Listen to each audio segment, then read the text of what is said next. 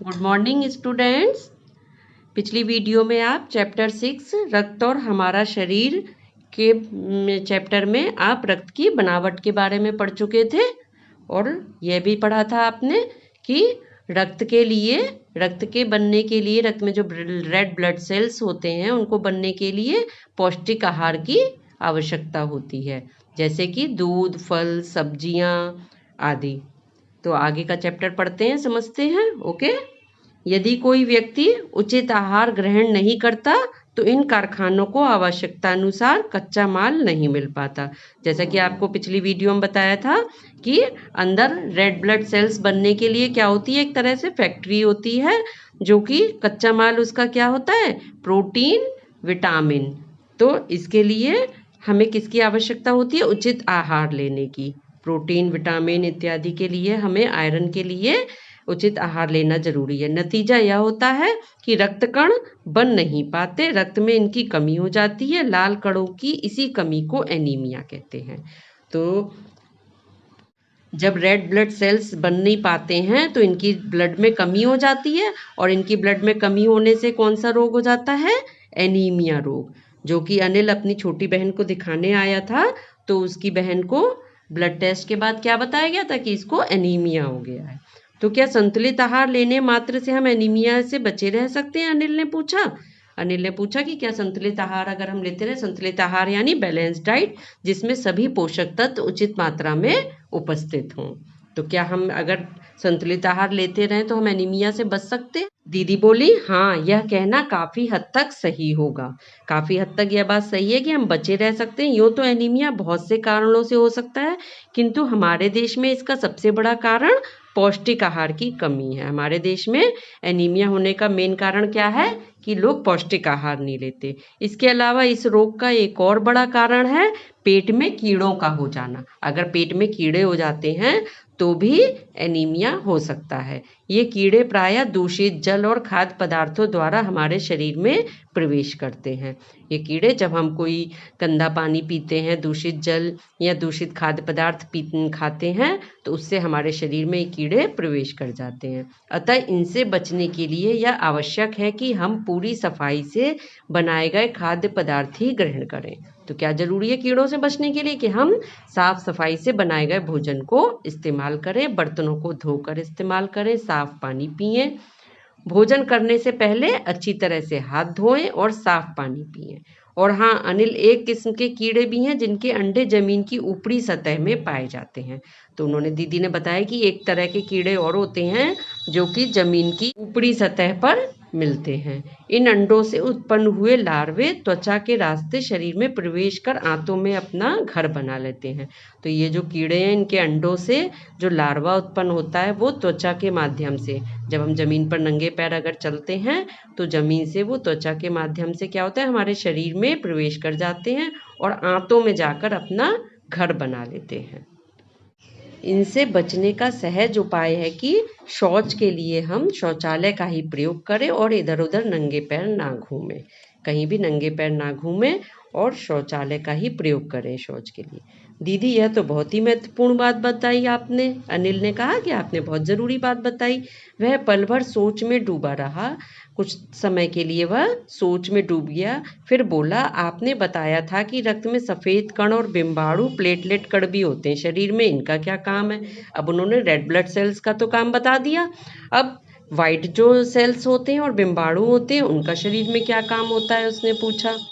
तो दीदी ने समझाया। दीदी बोली, सफ़ेद कण वास्तव में हमारे शरीर के वीर सिपाही हैं। जो वाइट सेल्स होते हैं ब्लड में, वो हमारे शरीर के क्या हैं, वीर सिपाही। और सिपाही का क्या काम होता है, रक्षा करना। तो ये भी क्या करते हैं, रोगाणु शरीर पर धावा बोलने की कोशिश करते हैं, तो सफ़ेद कण उनसे डटकर मुकाबला करते हैं। तो जब कोई रोग के रोगाणु हमारे शरीर पर धावा बोलने की, हमारे शरीर में घुसने की कोशिश करते हैं, तो सफ़ेद कण क्या करते हैं, उनसे मुकाबला करते हैं और जहाँ तक संभव हो पाता है रोगाणुओं को भीतर घर नहीं करने देते। यानी कि अगर कोई रोगाणु हमारे शरीर में चला भी गया है तो वाइट सेल्स उनसे लड़कर उन्हें नष्ट कर देते हैं, उन्हें टिकने नहीं देते। बस संक्षेप में यूँ मान लो कि वे हमें बहुत से रोगों की हमारी रक्षा करते हैं। तो वीर सिपाही इसीलिए व्हाइट सेल्स को कहा गया है, क्योंकि वीर सिपाही क्योंकि वो क्यों हो गए, क्योंकि ये हमारे शरीर की रोगाणुओं से रक्षा करते हैं। और बिंबाणु का काम है चोट लगने पर रक्त जमाव क्रिया में मदद करना। बिंबाणु यानी प्लेटलेट कण जो होते हैं, उनका काम क्या है कि जब हमें चोट लगती है तो ब्लड एकदम से बहने लगता है चोट लगने पर, तो ये ब्लड को जमाने में मदद करता है। अगर ब्लड जमेगा नहीं तो कहीं भी आपके चोट लगने पर एकदम से पूरा ब्लड बहता चला जाएगा, परंतु ऐसा नहीं होता। क्या होता है, थोड़ी देर ब्लड बहता है, उसके बाद अगर हम उस पर कुछ कस के कपड़ा बांध देते हैं तो ब्लड अपने आप जमने लगता है। तो वो जमने से क्या होता है कि ब्लड एकदम बहना बंद हो जाता है। रक्त के तरल भाग प्लाज्मा में एक विशेष किस्म की प्रोटीन होती है। रक्त का जो तरल भाग बताया था ना, रक्त के दो भाग होते हैं, एक प्लाज्मा और दूसरा जिसमें कि सेल्स होते हैं, ये 3 तरह के। तो जो प्लाज्मा होता है उसमें एक किस्म की प्रोटीन होती है, एक तरह की प्रोटीन होती है। रक्त वाहिका की कटी फटी दीवार में मकड़ी के जाले के समान एक जाला बुन देती है। तो जो रक्त वाहिका में जो कटी फटी दीवार होती हैं, जब कभी कट जाता है कहीं तो वहाँ पे वो क्या करती है, मकड़ी के जाले की तरह से एक जाला बुन देती है। बिंबाणु जो होते हैं प्लेटलेट कण, वो क्या करते हैं, इस जाले से चिपक जाते हैं।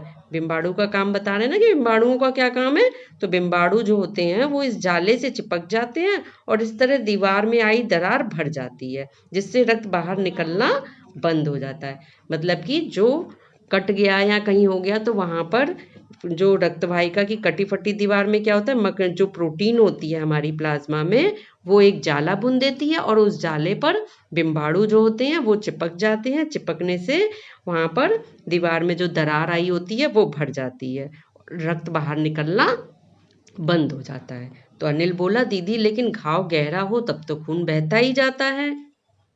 तो ऐसा होता है ना, जब कभी बहुत तेज अगर हमारे चोट लगती है बहुत तेज, तो ब्लड बहता चला जाता है ना, तो ऐसे समय में उस व्यक्ति को जल्दी से डॉक्टर के पास ले जाना चाहिए। जब घाव गहरा कट जाता है तब यह काम नहीं कर पाते हैं कि वो जाला बुन पाएँ और है ना उसका, तो वहाँ तब हमें ज़रूरत होती है कि डॉक्टर के पास ले जाना चाहिए। ज़रूरत समझने पर ऐसी स्थिति से निपटने के लिए कुछ टाँके भी लगाने पड़ सकते हैं। कभी कभी ऐसा होता है जगह ज़्यादा कट जाती है तो वहाँ पर टाँके भी लगाने पड़ते हैं। किंतु डॉक्टर के पास पहुंचने तक के समय में चोट के स्थान पर कसकर एक साफ कपड़ा बांध देना चाहिए। मतलब डॉक्टर के पास जब तक पहुंच रहे हैं तब तक हम चोट पर क्या करते हैं, एक साफ कपड़ा कस के बांध देंगे, तो जिससे कि ब्लड कुछ हद तक बहना रुक जाएगा। दबाव पड़ने से क्या होता है, रक्त का बहना कम हो जाता है, जो उस व्यक्ति के लिए काफ़ी लाभप्रद सिद्ध हो सकता है, अन्यथा बहुत सारा ब्लड उसका बह जाएगा। किंतु अगर बहुत अधिक रक्त बह जाए तो उसे रक्त चढ़ाने की भी ज़रूरत पड़ सकती है। परंतु अगर कहीं जो बड़ा एक्सीडेंट वगैरह होते हैं उसमें बहुत सारा रक्त बह जाता है तो वहाँ पर व्यक्ति को रक्त चढ़ाने की भी ज़रूरत पड़ सकती है, दीदी ने कहा। अनिल ने कहा, क्या ऐसे समय में किसी भी व्यक्ति का खून काम आ सकता है? यानी कि यदि किसी व्यक्ति को हमें ब्लड चढ़ाना है, उसके चोट लग गई है, तो क्या हम किसी भी व्यक्ति का ब्लड चढ़ा सकते हैं? अनिल, हर किसी का ब्लड एक सा नहीं होता। कुछ विशेष गुणों के आधार पर रक्त को 4 मुख्य वर्गों में बांट दिया गया है। कुछ विशेष क्वालिटी के आधार पर ब्लड को हम कितने वर्गों में बांटते हैं? 4 वर्गों में। जरूरतमंद व्यक्ति के रक्त समूह की जांच करने के बाद उसे उसी रक्त समूह का रक्त चढ़ाया जाता है। जिसको व्यक्ति को ब्लड की ज़रूरत होती है उसके ब्लड की जांच करके उसे जिस तरीके के ब्लड की ज़रूरत होती है उसे वही ब्लड चढ़ाया जाता है। लेकिन ज़रूरत के समय यदि उस रक्त समूह का कोई व्यक्ति मिले ही ना, तब अनिल ने पूछा, अब मान लिया किसी को जिस ब्लड ग्रुप की ज़रूरत है उस ब्लड ग्रुप का यदि कोई व्यक्ति ना मिले, तब क्या करेंगे हम? ऐसी आपात स्थिति के लिए ही ब्लड बैंक बनाए गए हैं। ब्लड के बैंक बने होते हैं जहाँ पर हर तरीके के ग्रुप का ब्लड वहाँ पर सेव किया जाता है। प्रायः हर बड़े अस्पताल में इस तरह के बैंक होते हैं। जितने ही बड़े अस्पताल होते हैं उनमें इस तरीके के बैंक होते हैं जहाँ सभी प्रकार के रक्त समूहों का रक्त तैयार रखा जाता है। मतलब हर तरह का ब्लड ग्रुप वहाँ पर मिल जाता है। किंतु इन ब्लड बैंकों में रक्त का भंडार सुरक्षित रहे, इसके लिए आवश्यक है कि हम समय समय पर रक्तदान करते रहें। परंतु ब्लड बैंक में भी क्या है, रक्त का भंडार सुरक्षित रहे, यानी कि ब्लड हमेशा उपस्थित रहे। तो इसके लिए क्या जरूरी है कि समय समय पर हम रक्तदान करते रहें। तो जो लोग रक्तदान करते हैं तो उनका ब्लड इन ब्लड बैंक में प्रिजर्व करके रखा जाता है, जिससे कि किसी दूसरे व्यक्ति को चढ़ाया जाए। और जब किसी व्यक्ति को चढ़ाया जाता है तो उस वक्त भी अगर उनके फैमिली मेंबर्स में से किसी का ब्लड ग्रुप मैच नहीं करता तो क्या करते हैं, वो किसी भी ग्रुप का ब्लड ले लेते हैं और उसके बदले ज़रूरतमंद व्यक्ति को जिस ब्लड ग्रुप की ज़रूरत होती है वो अपने बैंक में से दे देते हैं। तो इस तरीके से उनके बैंक में दूसरे ग्रुप का ब्लड प्रिजर्व हो जाता है और जो उनके पास है तैयार वो दूसरे व्यक्ति को चढ़ा देते हैं। अगर ब्लड ग्रुप मैच कर जाता है फैमिली मेंबर्स से तो फैमिली मेंबर्स का ही ब्लड ग्रुप चढ़ा दिया जाता है। क्या मैं भी रक्तदान कर सकता हूँ, अनिल ने पूछा। तो उन्होंने क्या कहा, नहीं अभी तुम छोटे हो, यानी छोटे बच्चों का ब्लड नहीं चढ़ाया जाता है। 18 वर्ष से अधिक उम्र के स्वस्थ व्यक्ति ही रक्तदान कर सकते हैं। जिनकी उम्र 18 साल से ऊपर की होती है वही लोग रक्तदान कर सकते हैं। और उसके साथ ही यह भी जरूरी होता है कि वे व्यक्ति स्वस्थ हो। सिर्फ ऐसे ही कोई भी नहीं कर सकता, उनका मेडिकल टेस्ट होता है। उन्हें किसी तरह की गंभीर बीमारी नहीं होनी चाहिए। क्यों नहीं होनी चाहिए? क्योंकि अगर उनके ब्लड में किसी तरह का इन्फेक्शन है या कोई बीमारी है तो अगर वह ब्लड किसी और व्यक्ति को चढ़ा दिया जाएगा तो वो बीमारी किसी और व्यक्ति को हो सकती है। और साथ ही साथ कुछ खास बीमारी होती है जिसमें कि डायबिटीज़ वगैरह, तो उसमें भी ब्लड नहीं चढ़ा सकते। और कुछ अगर कमज़ोर व्यक्ति है तो जिसका ब्लड नहीं लिया जा सकता क्योंकि हो सकता है कि उससे उसे कोई परेशानी हो जाए। एक समय में उनसे लगभग 300 मिलीलीटर रक्त ही लिया जाता है। एक बार में किसी से भी जो रक्तदान कर रहा है उससे 300 मिलीलीटर रक्त ही लेते हैं। प्रायः लोग ये समझ लेते हैं कि रक्तदान करने से कमजोरी हो जाएगी, किंतु यह विचार बिल्कुल निराधार है। मतलब कि ऐसा नहीं है कि हमने ब्लड डोनेट किया है तो अब हमें कमजोरी हो जाएगी। यह विचार बिल्कुल निराधार यानी गलत है। हमारा शरीर इतना रक्त तो कुछ ही दिनों में बना लेता है। अब कहने का है कि भाई एक बार में 300 मिलीलीटर रक्त ही लिया जाता है और इतना रक्त 300 मिलीलीटर रक्त तो हमारा शरीर कुछ ही दिनों में बना लेता है वापस। वैसे भी शरीर में लगभग 5 लीटर खून होता है। पूरी आपकी बॉडी में लगभग 5 लीटर खून होता है। इनमें से यदि कुछ रक्त किसी जरूरतमंद व्यक्ति के लिए जीवन दान बन जाए तो इससे बड़ी बात क्या होगी। दीदी समझाती बोली सही बात है ना, कि अगर हमारे शरीर में जब 5 लीटर खून होता है और 300 मिलीलीटर खून एक बार में लिया जाता है और वह थोड़े ही दिनों में वापस फिर से बन भी जाता है, तो अगर हम कुछ रक्तदान कर दें और ज़रूरतमंद व्यक्ति के वो काम आ जाए तो ये अच्छी बात है। फिर तो बड़ा होने पर मैं नियमित रूप से रक्तदान किया करूँगा, अनिल ने कहा फिर तो जब मैं बड़ा होऊंगा तो मतलब अनियमित रूप से यानी हमेशा दान किया करूँगा रक्त। शाबाश अनिल, डॉक्टर दीदी ने अनिल की पीठ को ठोंकते हुए कहा। उन्होंने कहा शाबाश अनिल। ये निबंध किसने लिखा है? यतीश अग्रवाल जी ने। तो आपने पूरा चैप्टर समझा। तो रक्त देखा, आपकी बॉडी के लिए रक्त बनना कितना ज़रूरी है।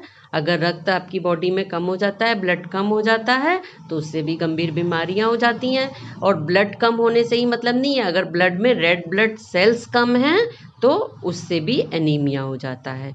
तो ब्लड शरीर के लिए बहुत ज़रूरी है। तो और ब्लड को हमें दान भी करना चाहिए, रक्त को, जिससे कि अन्य ज़रूरतमंदों को की मदद हो सके। ओके।